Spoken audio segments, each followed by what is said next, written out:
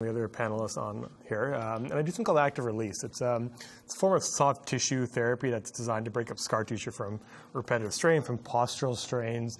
Exactly. Everyone's sitting up straight. Okay. And it's a good we throw the word integrative around a lot, but it is an integrative approach, kind of addressing pain. I mean, it's nothing groundbreaking, but I see a lot of pain in my practice, a lot of sports injuries, repetitive strain injuries, and what it's allowed us to do, I think, as chiropractors, is kind of hone in on this, but also realize when we should be referring out to other colleagues as well. So. Right. So, Greg, you had a conversion moment, right? When you suddenly thought that alternative therapy was the route for you. What happened? Yeah. Well, I had a history of not being a very well person. I was experiencing joint pain. I was experiencing extreme fatigue to the point that the corporate job that I had at the time, it was really, really tough to manage. Even to get through the day without a nap was incredible.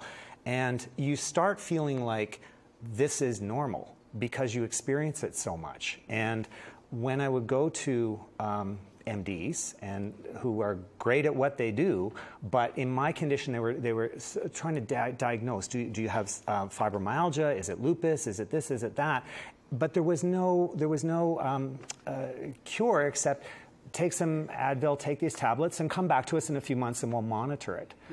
So it was a bit out of frustration, and I realized there's got to be something else, and so that's why I turned to a naturopathic doctor, a homeopathic doctor, and I said, I'm looking for sort of a holistic approach.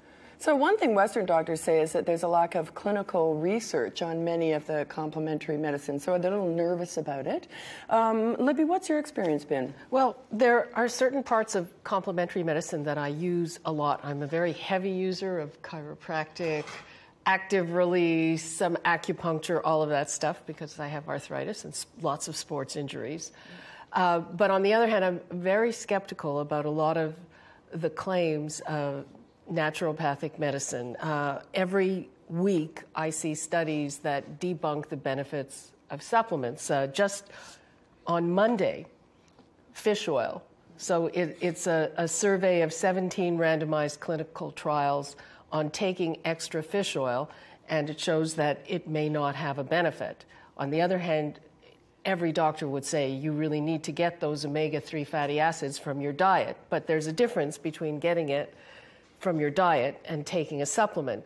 The other thing that disturbs me, and this has nothing to do with practitioners, is what people perceive, because people now think natural means good, natural means benign, and they never think to check if something natural that they're taking will interact with something or if there's any problem with it.